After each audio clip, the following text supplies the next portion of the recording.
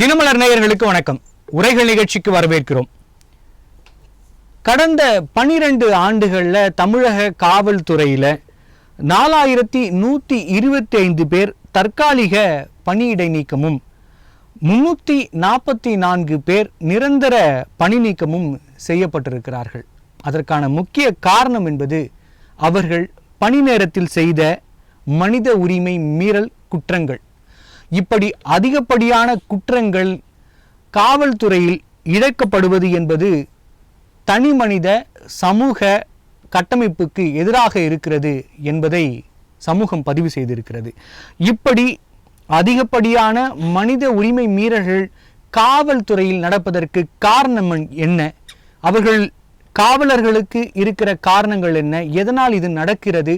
அல்லது காவலர்களை தேர்ந்தெடுக்கும் பொழுது நடக்கிற குளறுபடிகளால் இந்த விஷயங்கள் நடக்கிறதா என்கிற பல்வேறு கேள்விகள் இதை சுற்றி இருக்கிறது. இதை குறித்து தான் இன்றைய உரைகள் நிகழ்ச்சி விவாதிக்க இருக்கிறது.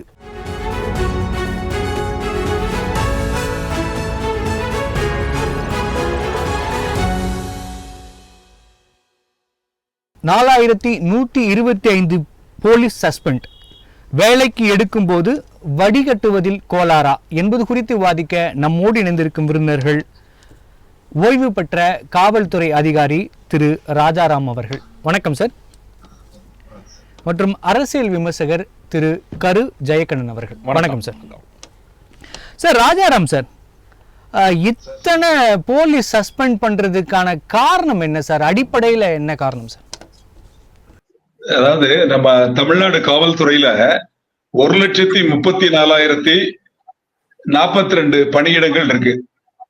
இந்த பணியிடங்கள்ல வேலை செய்யக்கூடிய காவலர்கள், அதாவது காவலர்களும் தலைமை காவலர்களுமே கிட்டத்தட்ட 90,000 பேர் இருக்காங்க. அதே மாதிரி சப் இன்ஸ்பெக்டர், இன்ஸ்பெக்டர் அது ஒரு கேட்டகரி. இவங்கதான் நேரடியா மக்கள்கிட்ட தொடர்புல இருக்கவங்க. இவ்வளவு பெரிய ஸ்ட்ரென்த் இருக்கையில அதுல ஒரு 4,000 பேர் சஸ்பெண்ட் ஆயிருக்காங்க அப்படிங்கிறது ஒரு பெரிய விஷயம் தான். அதுல மாற்று கருத்து இல்ல. அது மனித உரிமை மீறல் அப்படிங்கிறப்போ அது நிச்சயமா அது பெரிய விஷயம் தான். அது தவறுதான். ஆனா அந்த மனித உரிமை மீறல் அப்படிங்கிறது செய்யறப்போ, அதை காவல்துறையை சேர்ந்தவங்க செய்யறப்போ அவங்க பேர்ல நடவடிக்கை எடுக்கிறதுல தப்பு கிடையாது. ஏன்னா மனிதர்களுக்கு பாதுகாப்பு கொடுக்கறதுக்கும், அதாவது மனிதர்களோட உயிர்களுக்கும் உடைமைகளுக்கும் பாதுகாப்பு கொடுக்கறதுக்கு தான் காவல்துறையை உருவாக்கி இருக்காங்க. அந்த காவல்துறையில சிலர் இத மாதிரி தவறுகள் செய்து அவங்க தண்டிக்கப்பட்டிருக்காங்க, சஸ்பெண்ட் இடைநீக்கம் செய்யப்பட்டிருக்காங்க. அப்புறம் என்கொயரி நடக்கும்.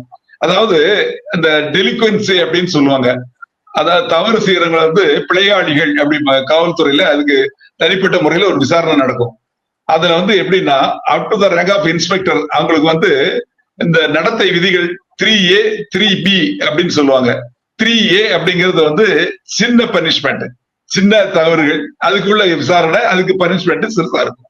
ஒரு வார்னிங், ஒரு கரும்புள்ளி அது மாதிரி கொடுப்பாங்க. 3B அப்படிங்கிறது 3A. 3B அப்படிங்கிறது பெரிய விஷயம், தவறு பெரிய தவறு. அதுக்கு என்கொயரி நடத்தி சாட்சிகளை விசாரிச்சு அதுக்கு ஒரு அதிகாரி விசாரிச்சு மினிட் போட்டு அனுப்புவாங்க. அதன் பேர்ல அவங்களுக்கு தண்டனை கொடுப்பாங்க. அந்த தண்டனை இப்ப சில சமயத்துல காவல்துறையில தவறான பழக்க வழக்குகளை ஈடுபட்டிருப்பாங்க. சில சமயத்துல பெரிய தவறுகள் செஞ்சு, அதாவது டியூட்டி விட்டே போயிட்டு இருப்பாங்க, அவங்க டியூட்டிக்கே வராம போயிருப்பாங்க, பெரிய தவறுகள் செய்து கைது செய்யப்பட்டிருப்பாங்க. அந்த மாதிரி உள்ளதெல்லாம் 3B இன்ஸ்பெக்டர். அத அவங்களுக்கு பனிஷ்மெண்ட் கொடுப்பாங்க. அந்த பனிஷ்மெண்ட் படி அதுல என்ன பண்ணலாம் அப்படின்னா அவங்க நிரந்தரமா பணி நீக்கம் பண்ணலாம், இல்ல அவங்களுக்கு அந்த ஒவ்வொரு வருஷம் கொடுக்கக்கூடிய இன்கிரிமெண்ட்டை கட் பண்ணலாம். அந்த மாதிரி நிறைய இருக்கு. இது up to rank of inspector. அதுக்கு மேல டிஎஸ்பி ரேங்குக்கு மேல 17A 17B அது நடத்தை விதிகள் 17A. 17Aங்கிறது சிறிய குற்றங்கள், அதுக்குள்ள விசாரணை தண்டனை. 17B அப்படிங்கிறது அந்த டிஎஸ்பி ரேங்குக்கு மேல உள்ளவங்களுக்குள்ள தவறுகளுக்கு. இது மாதிரி தவறுகள் செய்து அந்த 3B இல்ல 17B இதுல வரக்கூடியவங்களை சஸ்பெண்ட் பண்ணுவாங்க, இடைநீக்கம் பண்ணுவாங்க. அந்த என்கொயரி முடிச்சு அந்த என்கொயரில இவங்க மேல தப்பு இல்ல அப்படின்னு தெரிய வந்தா அவங்களை திருப்பி பணிக்கு எடுத்துருவாங்க. நிரந்தரமா பணி நீக்கம் செய்யப்பட்டிருக்காங்கன்னு சொல்றீங்க இல்லையா, அது எப்படின்னா ஒண்ணு பணியை விட்டு ஓடியவங்க, ஏதாவது ஒரு தவறு செய்து எஃப்ஐஆர் போட்டு அரெஸ்ட் பண்ணி ரிமாண்ட் செய்யப்பட்டவங்க, இந்த மாதிரி உள்ளவங்க சிலர் வந்து அதாவது வேலையே வேண்டாம் அப்படின்னு சொல்லிட்டு போயிட்டு இருப்பாங்க. என்ன காரணம் பார்த்தா மெடிக்கல் கிரவுண்ட்ல இருக்கும். அவங்களுக்கு வந்து வேற மாதிரி அவங்களுக்கு ஆர்டர் போடுவாங்க. மனித உரிமை பிரச்சனைகள் வந்து எப்போ வரும் அப்படின்னா, ஒருத்தர் அரெஸ்ட் பண்ணையில, ரிமாண்ட் பண்ணையில, அதே மாதிரி இந்த என்கவுண்டர்ல, இந்த மாதிரி இதுல வந்து மனித உரிமை ஆணையம் வந்து பரிந்துரைகள் கொடுப்பாங்க. அந்த பரிந்துரைகளின் பேர்ல டிபார்ட்மெண்டல் ஆக்ஷன் எடுப்பாங்க. அத மாதிரி எடுக்கப்பட்டிருக்கல 140 பேர் மேல அவங்க வந்து பணி நீக்கம் செய்யப்பட்டிருக்காங்க அப்படின்னு சொல்றீங்க. அவ்வளவு பெரிய ஸ்ட்ரென்த்ல வந்து 10 ஆண்டுகள்ல இது வந்து குறைவுதான். நான் அதுக்காக வந்து அவங்களுக்கு சப்போர்ட் பண்ணி பேசல. எல்லா டிபார்ட்மெண்ட் சொல்லுங்க சார். ஒரே ஒரு சின்ன குறுக்கீடு. இந்த 344 பேர் அப்படின்றது மனித உரிமை மீறலுக்காக மட்டும் நடவடிக்கை எடுத்தது. அதை தாண்டி மற்ற குற்றங்களை காவலர்கள் செஞ்சிட்டு இருக்காங்க, நம்ம பார்த்துட்டு இருக்கோம். ஆனா இந்த குற்றங்கிறது ஒரு 344 பேர் பணியிடம் நீக்கம் செய்யற அளவுக்கு இல்ல அவர்கள் முழுவதுமாக நீக்கிற அளவுக்குன்னா அது பெரிய குற்றமா தான் இருக்கும். 12 வருஷத்துல இவ்வளவு பேருக்கு மனித உரிமை மீறல் நடந்திருக்குங்கிறத சாதாரணமா கடந்து போக முடியாது இல்லையா? ஏன்னா உங்களுக்கே இது ரொம்ப நல்லாவே தெரியும். இந்த 344ங்கிறது ரெஜிஸ்டர் பண்ணி அது மூலியமா வந்த நடவடிக்கைகளால வந்தது. இந்த 4000 கேஸுகள்ல எத்தனை வந்து ப்ரூவ் பண்ண முடியாம போயிருக்கு நமக்கு தெரியாது. ஏன்னா ஒரு 10% தான் கன்விக்ட் ஆயிருக்கு. அப்ப அது காவல்துறையில எப்படி எல்லாம் ஹேண்டில் பண்ணுவாங்கன்னு உங்களுக்கு மனசாட்சிக்கு தெரியும். அப்படி இருக்கப்ப நம்ம வெறும் இது 344 மட்டும் அப்படி நம்ம கடந்து போயிட முடியாது இல்லையா? இந்த எண்ணிக்கை கூடுவதற்கான வாய்ப்பு இருக்கு, குறைவதற்கான எந்த வாய்ப்பும் இல்லை இல்லையா? அதாவது இப்ப இதுல நீங்க சொன்ன எண்ணிக்கை வந்து ஆக்சுவலா நடந்ததுதான் இருந்ததுதான் பண்ணிருக்க முடியும். ஏன்னா மனித உரிமை ஆணையம் அப்படின்னு ஒண்ணு இருக்கு. இப்போ ஒரு சின்ன பிரச்சனைனா கூட மனித உரிமை ஆணையத்துக்கு புகார் கொடுக்கறாங்க. அவங்களும் தனியா விசாரிக்கிறாங்க. அவங்க கிட்ட ஏற்கனவே காவல்துறை அதிகாரிகள் இருக்காங்க, உயர் அதிகாரிகள். அவங்க மூலமா தனிப்பட்ட முறையில விசாரிச்சு சம்பவம் நடந்திருக்குன்னு தெரிஞ்சாதான் அவங்க மனித உரிமைக்கு ஆணையம் வந்து அதை விசாரணைக்கு எடுத்து அவங்களுக்கு சமன் போட்டு அவங்க விசாரிச்சு அது 2-3 வருஷம் நடக்கும். அந்த விசாரணை முடிஞ்ச பிறகு அவங்க ஒரு பரிந்துரை கொடுப்பாங்க கவர்மெண்ட்டுக்கு. அந்த பரிந்துரையின் பேர்ல இப்ப நீங்க சொன்ன நடவடிக்கைகள் எடுக்கப்படும். அந்த மாதிரி எடுக்கப்பட்டதுதான் இது. அதனால இது கூடுறதுக்கு வாய்ப்பு இல்லை. ஏன்னா எல்லா விஷயங்களும் இப்ப சில விஷயங்கள்ல மனித உரிமை ஆணையம் வந்து தனிப்பட்ட முறையிலே அவங்களே எடுக்கிறாங்க. அதாவது சுயமூட்டாவா அவங்களே அந்த கேஸை எடுத்து அவங்க வந்து அவங்களுக்கு சம்மன் அனுப்பிச்சு வரவழைச்சு விசாரிக்கிறாங்க. அந்த மாதிரி இருக்கிறப்போ இது கூடுறதுக்கு வாய்ப்பு இல்லை. இதுல வந்து அந்த மனித உரிமை ஆணையம் கொடுத்த பரிந்துரையின் பேரில் நடவடிக்கை எடுக்கப்பட்டிருக்கு. அந்த எந்த விதமான நடவடிக்கை அவங்க என்ன தவறு பண்ணாங்க அப்படின்னா ஒவ்வொரு கேஸுக்கும் அது மாறுபடும். அதனால எல்லாரையும் ஒரே கணத்தோட நம்ம பண்ண முடியாது. அதுல நிறைய விஷயங்கள் கூடவும் இருக்கும், குறையவும் இருக்கும். அது சின்ன தண்டனை இருக்கும், பெரிய தண்டனை, தவறுகள் தவறுகள் அந்த மாதிரி இருக்கிறதுக்கு வாய்ப்பு உண்டு. ஜெயகண்ணன் சார், இப்ப இந்த அளவுக்கான ஒரு 4000 கேஸ் அப்படின்னு நம்ம மொத்தமா எடுத்துக்கலாம். அந்த அளவுக்கு மனித உரிமைகள் நடந்திருக்கு, மீறல்கள் நடந்திருக்கு. எல்லா ஆட்சியாளர்களும் எதிர்கட்சியா இருக்கப்ப சொல்ற ஒரு ஒரு ஃபேமஸான டயலாக்னு சொல்றேன்னா, ஆளும் கட்சியின் ஏவல் துறையாக மாறிவிட்டது அப்படின்னு சொல்றாங்க. ஆனா அவர்களே முதலமைச்சராக மாறி மாறி வந்திருக்காங்க. அவர்கள் தான் அந்த காவல்துறைக்கு தலைமையாகவும் இருக்காங்க. அப்ப அவர்கள் இருக்கும்போது அவர்களோட இந்த ஸ்டேட்மெண்ட்டுங்கிறது ஒரு ஒப்புதல் வாக்கு மூலமா பார்க்கலாமா? இதுல வந்து இப்போ முழுமையா இப்போ அண்ணன் பல புள்ளி விவரங்களை சொன்னார். அவங்க காவல்துறை அதிகாரியா இருக்கும்போது அங்க நடக்கக்கூடிய அனைத்தையும் அண்ணன் தெளிவாக சொன்னார். செய்தி என்னன்னா, அண்ணன்லாம் பார்த்து நாங்கள் நீண்ட காலமாக பார்த்ததுனால சொல்ல வரேன். அதாவது காவல்துறையினர் அப்படிங்கிறத வந்து பார்த்திங்கன்னா ஒட்டுமொத்தமாகவே ஏதோ அரசினுடைய ஒரு துறை போல் இருக்குது. நானும் சரி அண்ணனும் சரி பலமுறை நான் என்னுடைய நேர்காணலில் சொல்லக்கூடிய செய்தி என்னென்னா, நீதிமன்றத்தினுடைய ஆணைகளையும் நீதிமன்றத்தினுடைய உத்தரவுகளையும் செயல்படுத்துவதற்கான ஒரு சபார்டினேட், ஒரு துணைநிலை துறை தான் காவல்துறை என்பதை பலமுறை சொல்லியிருக்கேன். அப்படிதான் நடைமுறையில் இருக்காங்கிறதா கேள்வி. அது இல்லாததுனால தான் அண்ணனுக்கெல்லாம் தெரியும். நம்ம தமிழ்நாட்டை பொறுத்தவரை 2 கட்சிகளும் மாறி மாறி ஆட்சிக்கு வருகின்ற போது கட்சி சார்ந்த நிலையை எடுக்கக்கூடிய காவல்துறையினர் தான் இது போன்ற பாதிப்புகளுக்கு உள்ளாகிறார்கள். அண்ணெல்லாம் எனக்கு தெரிஞ்ச நான் ஒரு 15 ஆண்டுகள் அவரை நேரடியாக பார்த்துருக்கேன். அண்ணன் பணியில் இருந்த காலத்தில் அவங்க அதாவது அதிகாரி என்ற காவல்துறைனா அது ஒரு தனி அமைப்பாக கட்சி சார்ந்த கட்சி இன்றைக்கி வரும் போகும். எந்த ஆட்சியாளர்களும் எந்த உங்களுக்கு ஆட்சியில் பொறுப்பில் இருக்கவங்களும் எங்களுக்கு சாதகமாக செய்யலாம் சொல்ல மாட்டாங்க. காவல்துறையினரே சில பேர், அண்ணன் சொன்ன மாதிரி நானும் சொல்கிறேன், சில பேர் அந்த ஆட்சிக்கு ஆதரவாக செய்கின்ற செயல்பாடுகளில் அதன் காரணமாக விளைகின்ற தவறுகளை மனித உரிமை மீறல்களில் தண்டிக்கப்படுகிறார்கள். ஆட்சியாளர்கள் தலையீடு காவலர்கள் மீது இல்லவே இல்லை அப்படிங்கிறீங்க. அதை சொல்லிடுறேன். ஒர்க்கு ப்ரெஷர்னு வரும்போது நல்ல காவல்துறையில் இருக்கக்கூடிய எந்த ஒரு அதிகாரியும் ஒரு முறை வந்து நாங்கள் வந்து மேற்கண்ட ப்ரெஷருக்கு நாங்கள் அழுத்தத்துக்கு நாங்கள் தயாராக இல்லைன்னு சொல்லிட்டா அதன் பிறகு அவர்கள் மீது அந்த அழுத்தம் வராது. ஏதோ ஒரு வகையில் மேலே மேலே மேலே அழுத்தங்கள் கொடுக்கணும் போது அது தவறுகளை சுட்டி காட்டுறது. இன்றைக்கு ஒரு காவல்துறை அதிகாரி அவர்களும் மனிதர்கள் தான் என்பதை நாங்களும் புரிஞ்சிருக்கோம். நான்லாம் வழக்கறிஞராக வந்த காலத்தில் காவல்துறையினர் மேலே பல்வேறு வழக்கு சம்மந்தமாக எங்களுக்கு அவங்களுக்கு நேரடி பிரச்சனைகள்லாம் ஒன்றும் இல்லை. இருந்தாலும் கூட ஒரு சில வழக்குகளில் போகும்போது அவங்களுக்கும் எங்களுக்கும் சில நேரங்களில் கருத்து மோதல்கள் வந்திருக்கிறது. பிறகு நம்ம வந்து நீண்ட காலமாக இந்த துறையில் இருக்கின்ற போது காவல்துறையினருக்கும் இருக்கக்கூடிய பணிச்சுமையை பார்க்கிறோம். அவர்களுக்கு ஓய்வென்று கிடையாது. இன்னும் சொல்லப்போனால் அவங்களுக்கு வந்து விடுமுறை என்பதே கிடையாது. அவங்களுடைய நேரடி, அதாவது என்னன்னா ஒருத்தருக்கு இன்றைக்கு ஒரு ஷிஃப்ட் மாதிரி. ஜெயக்கண்ணன் சார், ரொம்ப கரெக்டான பாயிண்ட் சொல்றீங்க. இதுதான் என்னோட கேள்வியா இருக்கு. எதிர்கட்சியா இருக்கிறப்ப காவல்துறை மீது குற்றங்களை தொடர்ந்து சொல்லிட்டே இருக்காங்க. ஆட்சிக்கு வந்த பிறகு முதலமைச்சர் கீழ்தான் காவல்துறை. அப்ப அதை சரி செய்ய வேண்டிய நடவடிக்கைகளை எடுக்காம அடுத்த முறை எதிர்கட்சியா வந்த உடனே திருப்பி குறைகளை சொல்றேன். அரசினுடைய உத்தரவுகளை நேரடியாக அரசினுடைய கட்டுப்பாட்டில் இருப்பது போல காவல்துறை வைத்திருக்கின்ற காரணத்தால் இப்ப சிக்கல் என்னன்னா, நீதித்துறையினுடைய நேரடி கட்டுப்பாட்டில் வைக்க முடியாது காவல்துறையினரை. அரசுதான் காவல்துறையினரை சுதந்திரமாக செயல்படுவதற்கும் அவர்கள் வந்து நேர்மையாக விசாரணை செய்வதற்கும் எந்த ஆட்சியாளர்களும் சொல்றாங்க. அதற்குரிய வந்து அனுமதி அவங்க தரும்போது தங்களுக்குரிய வந்து வசதிக்கு தகுந்தாப்புல நடக்க வைக்கும்போது அது பிரச்சனைகள் ஆகிறது. ஒரு வழக்கு என்று வருகின்ற போது சரியான நடைமுறையை சட்டப்படி காவல்துறை பெரும்பாலானவர்கள் அது செய்வாங்க. ஆனால் இந்த இடத்துல நீங்கள் இதற்கு சாதகமாக நாங்கள் ஒரு நாள் காவல் நிலையத்துக்கு போகிறோன்னு வைங்களேன், அன்றைக்கு வந்து சரியான முறையில் நடவடிக்கை எடுக்கணும் காவல்துறை அதிகாரி சொல்லுவாங்க. அடுத்த நாள் போகும்போது அது மாறி இருக்கும்.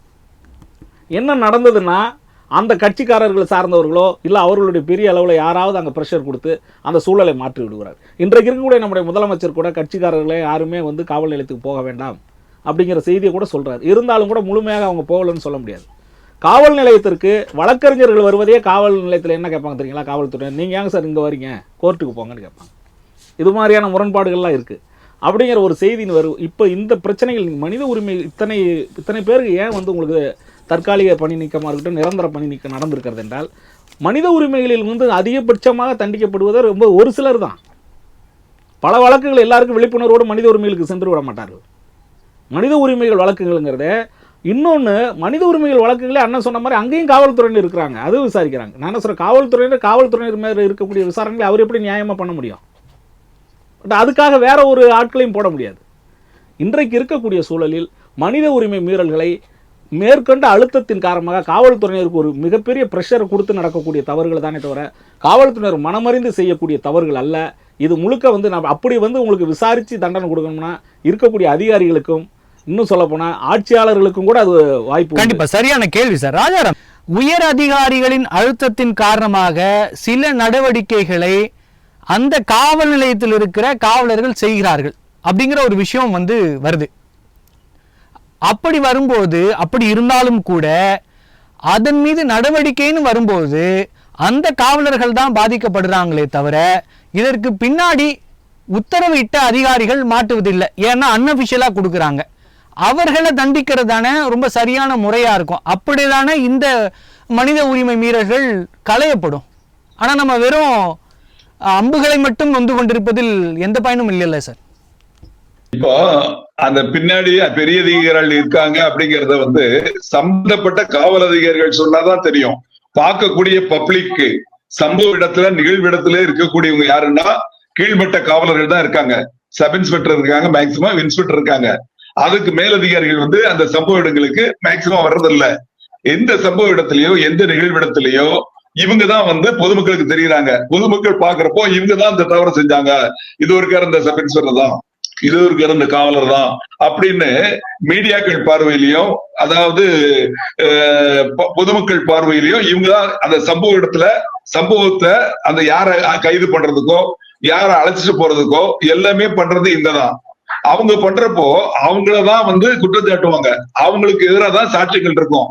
நீங்க சொல்லக்கூடிய பின்னாடி உள்ள அதிகாரிகள் சொல்லிதான் இவங்க செஞ்சாங்க அப்படிங்கிறத யார் சொல்லணும்னா அந்த சம்பந்தப்பட்ட அதிகாரிகள் சொன்னாதான் தெரியும்.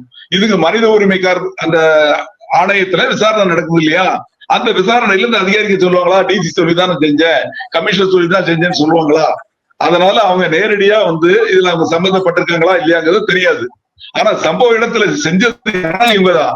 அதனாலதான் இவங்க பாதிக்கப்படுறாங்க. அவங்க சொல்லிதான் இவங்க செஞ்சாங்க அப்படிங்கிறதுக்கு எந்த ஆதாரமும் கிடையாது.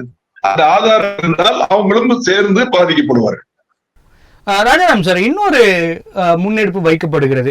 இந்த காவலர்களை தேர்ந்தெடுக்கிறப்பே அவர்களோட மனநிலை எப்படியாக இருக்கிறது, அவர்கள் சட்டத்திட்டத்தை மதித்து நடப்பார்களா, அது மாதிரியான உளவியல் ரீதியான டெஸ்ட் எதுவும் பண்றதில்ல, இவர்கள் உடல் தகுதி பாக்குறாங்க, எழுத்து தகுதி பாக்குறாங்க, அதுக்கப்புறம் எடுத்துடுறாங்க அப்படிங்கிற ஒரு குற்றச்சாட்டு நெடுங்காலமா இருந்துட்டு இருக்கு.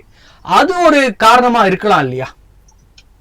இது தவறான ஒப்பீனியன். ஏன்னு கேளுங்க, காவல்துறையில நேரடியா காவலர்கள் தேர்ந்தெடுக்கிறாங்க, நேரடியா சப் இன்ஸ்பெக்டர் தேர்ந்தெடுக்கிறாங்க, நேரடியா டிஎஸ்பி தேர்ந்தெடுக்கிறாங்க, நேரடியா ஐபிஎஸ் ஆபீசர் தேர்ந்தெடுக்கிறாங்க.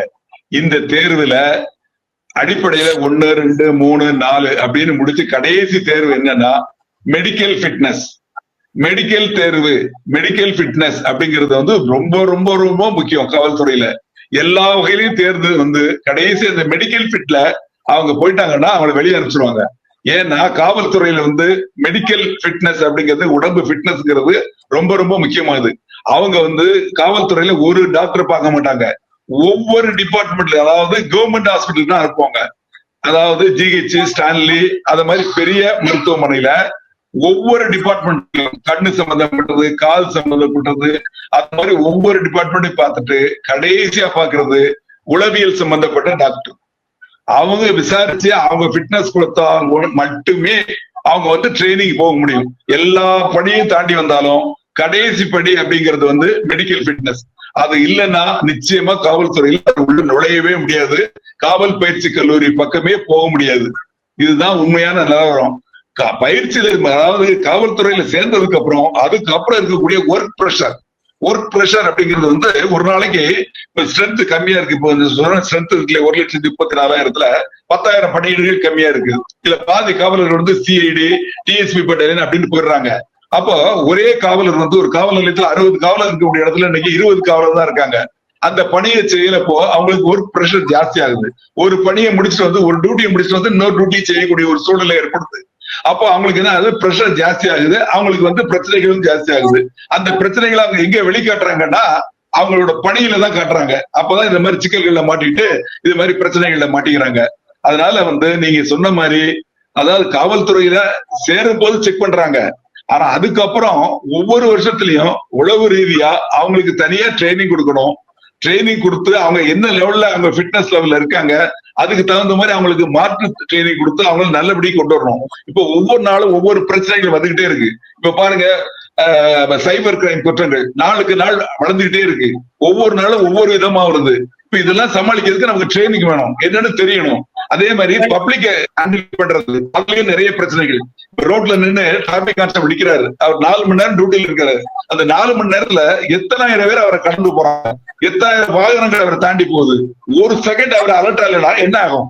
அதனால அவங்களோட ஃபிட்னஸ்ங்கிறது முக்கியம். அது அவங்கள அதை தெளிவாக்கணும், அப்டேட் பண்ணணும். அவங்களை இன்னைக்குள்ள பிரச்சனைகளை சொல்லி அந்த அளவுக்கு உளவியல் ரீதியா அவங்களை கொண்டு வரணும்.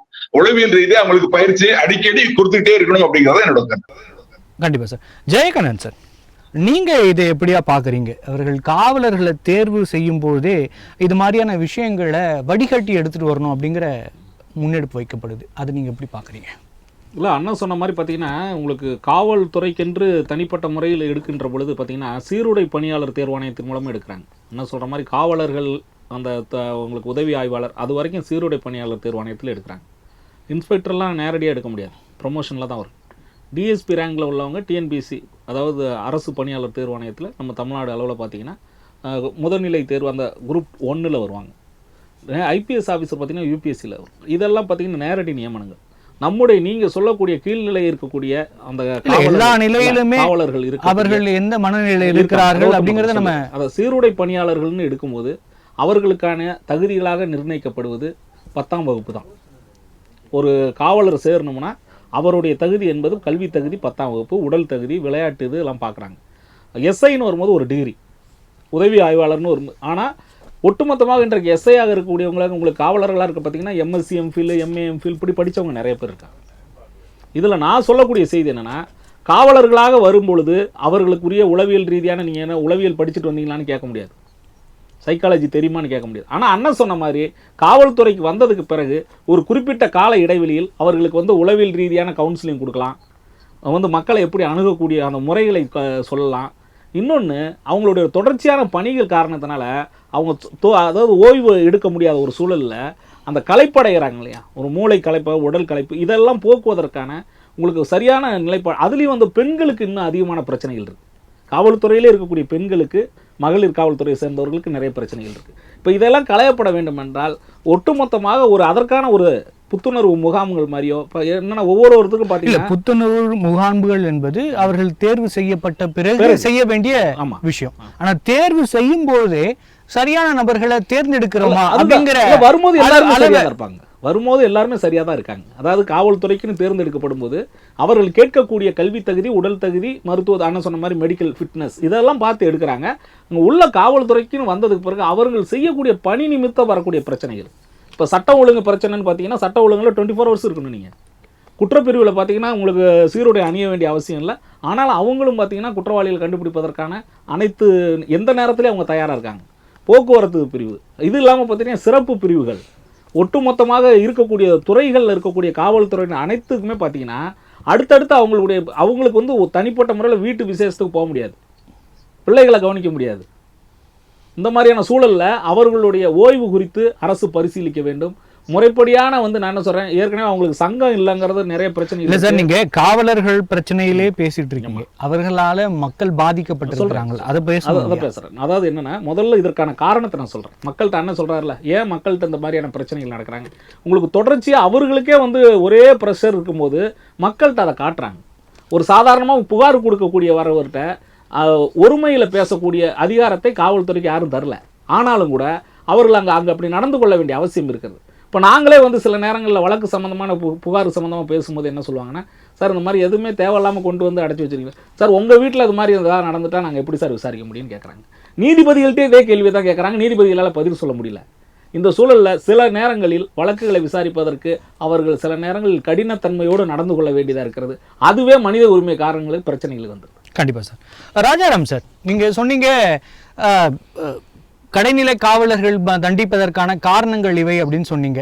ஆனால் கூட பார்த்தீங்கன்னா இந்த கள்ளக்குறிச்சி சாராய விஷயத்தில் சமயசிங்கா இருக்கட்டும், துப்பாக்கிச்சூடு அதுவாக இருக்கட்டும், இல்லை ஒருத்தர் பல்ல பிடுங்கினார் அதுவாக இருக்கட்டும், ஒரு பெண்ணை கன்னத்தில் அறைந்தார் அவராக இருக்கட்டும், அவர் மீது ஒரு கண் துடைப்புக்காக நடவடிக்கைகளை எடுக்கப்படுது. ஆனால் அதுக்கப்புறம் பார்த்தீங்கன்னா அவர்கள் மற்ற காவலர்கள் போலே, அதிகாரிகள் போலே எல்லா விதமான பெனிஃபிட்டும் அனுபவிக்கிறாங்க, சொல்லப்போனால் கூடுதலாக அனுபவிக்கிறாங்கன்னு சொல்லலாம். அப்போ இது மாதிரியான விஷயங்கள் நடந்தால் அவர்களுக்கு கீழே இருக்க காவலர்கள் இது சரியினால கடந்து போவாங்க. அப்போ இந்த சரி செய்யப்பட வேண்டியது இருக்கு இல்லையா? நிச்சயம் 1-2 பேர் அந்த மாதிரி இருக்கலாம். பல்லு புடுங்கிற கேஸ் எல்லாம் சொன்னீங்க இல்லையா, அவர் மீது வழக்கு இருக்கு, கேஸ் சார்ஜ் ஷீட் போட்டிருக்காங்க, கோர்ட்ல கேஸ் நடந்துட்டு இருக்கு. ஆனா அவரை சஸ்பெண்ட் பண்ணாங்க, அதோட சரி அரெஸ்ட் பண்ணல. இதே வந்து நீங்க காவலர்கள் லெவல்ல பண்ணிருந்தாங்க, தப்பு பண்ணிருந்தாங்கன்னா நிச்சயமா அவங்களை அரெஸ்ட் பண்ணிருப்பாங்க, ரிமாண்ட் பண்ணிருப்பாங்க. இவங்க ஐபிஎஸ் ஆபீசர் அப்படிங்கிறப்போ அவங்களோட நடைமுறைகள் வேற மாதிரி இருக்குது. ஆனாலும் தவறு யார் செஞ்சாலும் தவறுதான். ஆனா ஒரு டிஜிபியே தவறு செஞ்சு பார்த்தோம், கோர்ட்ல போய் தண்டனை அடைஞ்சாரு. அதே மாதிரி ஒரு ஐஜி பேர்ல கேஸ் இன்னும் இருக்குது பெண்டிங்ல. அத மாதிரி விஷயங்களும் இருக்கு, பல்பொடுங்கின விஷயம் மாதிரி விஷயங்களும் இருக்கு. ஆனால் அவங்க வந்து நேரடியா இன்வால்வ் ஆகிறதுங்கிறது ரொம்ப ரேர். ஆனா அதுல வந்து அவங்க வெளியே தெரிஞ்சிடறாங்க. ஆனா காவலர்கள் எண்ணிக்கையிலும் ஜாஸ்தி, அவங்களோட டியூட்டியும் ஜாஸ்தி. அதனால அவங்க பிரச்சனைகள்ல அவங்க நிறைய மாட்டிக்கிறாங்க அதிக லெவல்ல. ஆனா மேல இருக்கவங்க சொல்லிதான் இவங்க மாட்டிக்கிறாங்க அப்படின்னு நம்ம சொல்ல முடியாது. அப்படி இருந்தா தனக்கு ஒரு பிரச்சனை வர்றப்போ அந்த காவல்துறையை சேர்ந்த கீழதிகாரி இந்த மேலதிகாரி சொல்லிதான் நான் செஞ்சேன், அதனாலதான் நான் மாட்டிக்கிட்டேன்னு அவர் சொல்லி அவர் தப்பிக்கலாம். ஆனா அத மாதிரி சொல்றதா இது வரைக்கும் தெரியல. சொல்ற சூழ்நிலை இருக்குன்னு நினைக்கிறீங்களா? இல்ல இருந்ததுன்னா, அதாவது அவரு சொல்லிதான் இவர் செஞ்சிருந்தாருன்னா, இப்ப எனக்கு நான் வந்து ஒரு ஏசியா இருக்கிறேன், ஒரு அதிகாரி மேலதிகாரி கமிஷனர் சொல்லியோ டிசி சொல்லியோ ஒண்ணு செஞ்சு எனக்கு ஒரு பிரச்சனை வந்ததுன்னா நான் என்ன சொல்லுவேன், அது காரணம் வந்து இவர் தான், அவர் தான் இதை செய்ய சொன்னாரு, அது ஒண்ணு செஞ்சதுனாலதான் அந்த பிரச்சனையில மாட்டிக்கிட்டேன் அப்படின்னு சொல்லுவோம் இல்லையா. இப்ப வந்து வலைத்தளங்கள்ல நிறைய வந்துருச்சு, சமூக வலைத்தளங்கள்ல ஈஸியா வந்துடும், நானே சொல்ல வேண்டாம், பப்ளிக்கே எடுத்து போட்டுருவாங்க. அந்த அளவுக்கு யாருக்கு என்ன இன்வால்வ்மெண்ட் தெரிஞ்சிடும் ஈஸியா. அது தெரியாம இருக்காது. பாதிக்கப்பட்டா நிச்சயம் அவர் வெளியே சொல்லுவாரு, அது வெளியே வரும். சார் ஜெயகண்ணன் சார், இப்படி தொடர்ந்து மக்களுக்கும் காவல்துறைக்கும் நிறைய பிணக்குகள் இருக்கு. நீங்க சொன்ன மாதிரி காவல் நிலையத்துக்கு போனா அந்த ஒரு ஒருமையில் பேசுவதிலிருந்து சில வார்த்தைகளை, சொல்ல முடியாத வார்த்தைகளை கூப்பிட்டு பேசுவதிலிருந்து நிறைய விஷயங்கள் இருக்கு. ஆனா இதே மாதிரி பார்த்தீங்கன்னா மற்ற பெரிய குற்றவாளிகளை பிடிக்கிறப்ப இல்லை அவர்கள் மூலமா பாதிக்கப்பட்டவங்க இல்லை நக்சலைட் போன்ற இயக்கங்கள்ல சொல்றது என்னவா இருக்குன்னா, காவல்துறை மனித உரிமை மீறிச்சு, அதனாலதாங்க இந்த மாதிரியான குற்றங்கள்ல நாங்க ஈடுபட்டோம் அப்படின்னு தங்கள் தரப்பு நியாயத்தை சொல்றாங்க. அந்த நியாயம் சாதாரண மனிதனுக்கு எப்படி வந்து சேருதுன்னா, இவர்கள் பேசுகிற அந்த பேச்சின் மூலமாக இது இவர்கள் செய்திருப்பார்கள் அப்படிங்கிற ஒரு விஷயத்துல கனெக்ட் ஆயிடுறாங்க. அப்படி இருக்கப்ப காவல்துறை நண்பன் அப்படிங்கிற ஒரு விஷயத்த நீங்க எப்பயும் நிறுவவே முடியாது. அப்படி இருக்க சூழ்நிலையில முதலமைச்சரின் நேரடி கட்டுப்பாட்டில் இருக்கிற காவல்துறை சரி செய்ய வேண்டிய கடமை எல்லா அரசியல் கட்சிகளுக்கும் இருக்கு, முதல்வருக்கும் இருக்கு. ஆனாலும் பல ஆண்டுகளாக இது இப்படி தொடர்ந்து கொண்டே இருப்பதற்கு காரணம் அரசியல் லாபத்திற்காக காவல்துறை தவறாக பயன்படுத்தப்படுகிறதாங்கிறது கேள்வி இருக்கு. அதை குறித்து உங்களோட இறுதி கட்ட பார்வை சார். அரசியல் காரணங்களால் அதிகப்படியாக காவல்துறையினர் பயன்படுத்தப்படுகிறார்கள், அதனால் தான் பாதிக்கப்படுகிறார்கள் என்பதுதான் உண்மை. என்றைக்குமே இந்த கட்சியினுடைய போலீஸ் அந்த கட்சியினுடைய போலீஸ் என்று சொல்லக்கூடிய அந்த காரணங்கள் இருக்கக்கூடாது.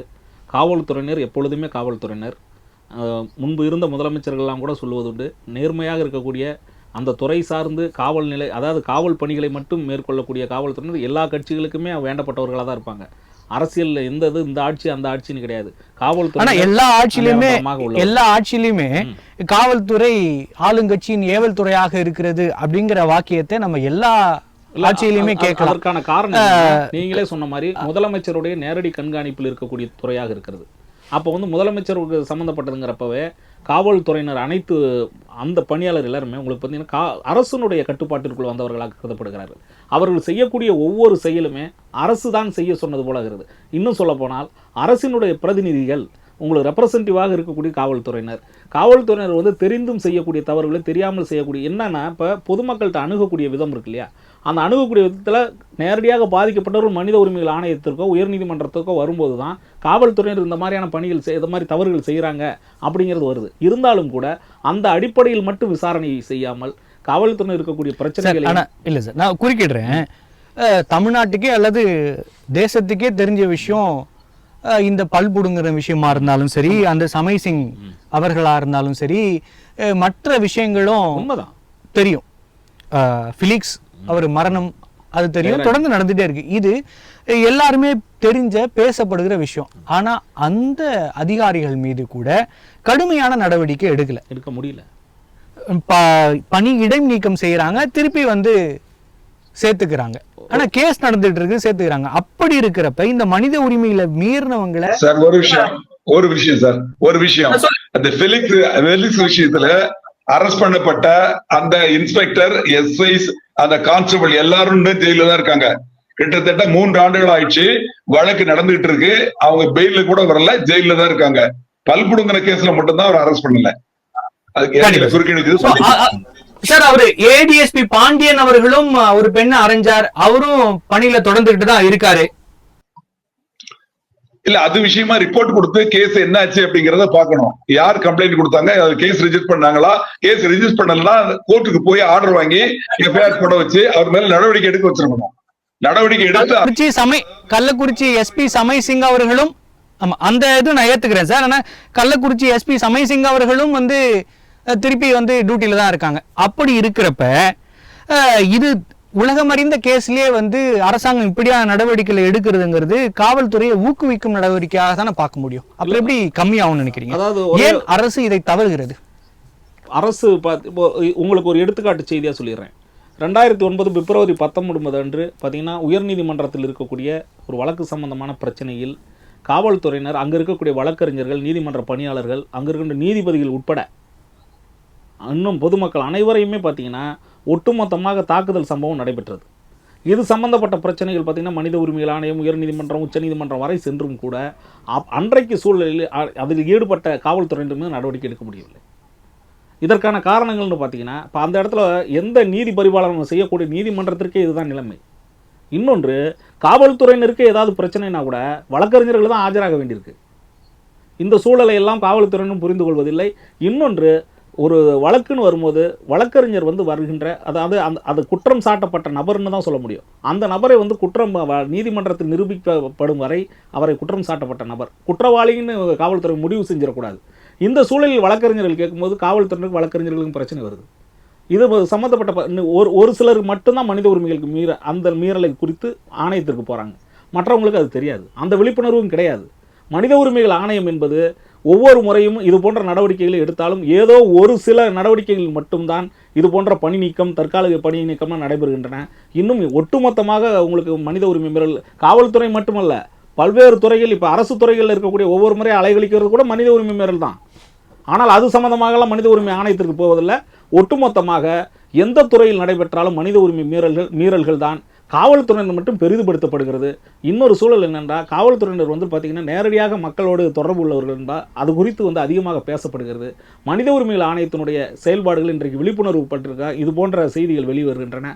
இன்னும் ஒட்டுமொத்தமாக நான் சொல்வதுன்னா, மனித உரிமை ஆணையத்தினுடைய இது போன்ற ஆண்டுதோறும் வரக்கூடிய தீர்ப்புகளையும் உத்தரவுகளையும் காவல்துறையினர் படித்து அதன்படி நடந்து கொண்டால் வருகின்ற காலத்திலாவது இது போன்ற குற்றங்கள் குறையும். கண்டிப்பாக சார். சார் ராஜாராம் சார், இப்போ தூத்துக்குடி விஷயத்தில் ஜெகதீஷன் அவர்களோட அமர்வு காவலர்கள் மீது நடவடிக்கை எடுக்க பரிந்துரை செஞ்சாங்க. ஆனால் அவர்கள் மீது எந்த விதமான நடவடிக்கையும் எடுக்கப்படலை. அப்படி இருக்கப்ப அரசாங்கம் என்ன மாதிரியான நடவடிக்கைகளை எடுத்திருந்தா மக்களுக்கும் காவலர்களுக்கும் நல்லது? அதே மாதிரி காவலர்களை தேர்வு செய்தல வேற எதுவும் மாற்றங்களை கொண்டு வரணுமா? உங்களோட இறுதியான கருத்து சார். அதாவது தூத்துக்குடி இன்சிடென்ட்ல அவங்க அருணா ஜெகதீஷன் அவங்க ஜட்ஜி விசாரிச்சு விசாரணை கமிஷன் ஒரு அறிக்கை கொடுத்திருக்காங்க. அது பரிந்துரை தான். அந்த பரிந்துரையை அரசாங்கம் தான் நடைமுறைப்படுத்தணும். அதன் பேர்ல நடவடிக்கை எடுக்கணும். ஆனா இது வரைக்கும் நடவடிக்கை எடுக்கல. அது ஏன் அப்படிங்கிறது அரசாங்கம் தான் அதுக்கு பதில் சொல்லணும். அது பரிந்துரை மட்டும்தான். அந்த பரிந்துரையை எடுத்துக்கலாம், எடுத்துக்காம இருக்கலாம். ரெண்டாவது காவலர்கள் அப்படிங்கிறதுல அந்த ஸ்பாட்ல காவலர்கள் சுட்டவங்க பேர்ல நிச்சயமா நடவடிக்கை எடுக்கணும். அவங்க பேர்ல சார்ஜ் ஷீட் போடணும். அதுக்கு விசாரணை சிபிஐ மூலமா விசாரணை நடந்துகிட்டு இருக்கு. சிபிஐ கோர்ட்ல ஏற்கனவே ஒரு குற்றப்பத்திரிகை தாக்கல் பண்ணாங்க. அவங்க அதை ஒத்துக்கல, திருப்பி கொடுத்து திருப்பி நீங்க விசாரிச்சு கரெக்டா ஃபைல் பண்ணுங்கன்னு சொல்லியிருக்காங்க. சோ அது பெண்டிங்ல இருக்கு. விசாரணை முடிச்சு ஃபைல் பண்ணலாம். அதுல யார் யார் சம்பந்தப்பட்டிருக்காங்கிறது சிபிஐ அவங்க குற்றப்பத்திரிகையில அவங்க ஃபைல் பண்ணுவாங்க. அப்பதான் தெரிய வரும். அப்புறம் நீதிமன்றத்துல கேஸ் நடக்கும். நீதிமன்றம் அவங்க சம்பந்தப்பட்டவங்களுக்கு தண்டனை கொடுக்கும். இன்னொரு விஷயம் நான் சொல்ல விரும்புறேன், கடைசி விஷயம், ஒரே விஷயம் சொல்ல விரும்புறேன்னா, அதாவது சமீப காலத்துல சினிமா துறையில, ஊடகத்துறையிலும் காவல்துறையை ரொம்ப கேவலப்படுத்தி காட்டுறாங்க. காவல்துறையில கெட்டவங்க இருக்கிறாங்க, நான் இல்லைன்னு சொல்லல. 10% கெட்டவங்க இருக்காங்க. அதுக்காக 90% நல்லவங்க இருக்காங்க. அங்க நல்லவங்க இருக்கக்கூடிய அந்த துறையே, அந்த இமேஜையே கெடுத்துட்டாங்க. சினிமால காவல்துறையா கெட்டவங்க அப்படிங்கிற மாதிரி ஒரு இமேஜை கிரியேட் பண்ணதுனால பப்ளிக் பாக்குறவங்க எல்லாருமே காவல்துறையை கெட்டவங்களாதான் பாக்குறாங்க. காவல்துறையால நம்ம பாதிக்கப்படும் தான் நினைக்கிறாங்க. காவல்துறையால ஒவ்வொருத்தருக்கும் பாதுகாப்பு இருக்கு, நன்மை இருக்கு. ஆனா அது நன்மை இருக்குங்கிறது கூட வேண்டாம், நம்மளை பாதுகாக்கதான் இருக்கிறாங்க அப்படின்னு அவங்க நினைக்கிறதில்ல.